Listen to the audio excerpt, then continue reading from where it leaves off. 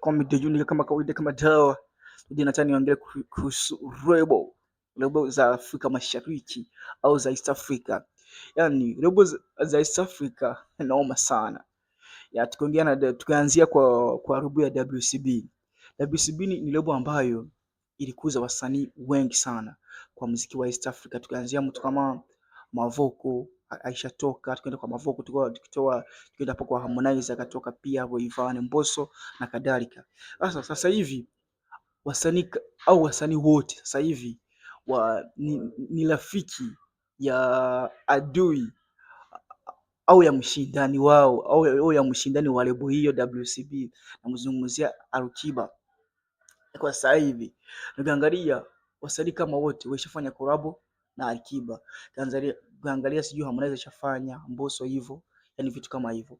Lakini ukija sasa hapa Burundi, sasa lebo ya Bantu Boy ishatoa wasanii kibao, wasanii kama Adrama T, Kirikou, Double J na wengineo. Hasa ukiangalia hasa kwa sasa hivi sasa hao wasanii na wao sasa hivi sasa ni marafiki wa mshindani wa Big Fizzo. Huyo naye sio mwingine, ni Lolilo.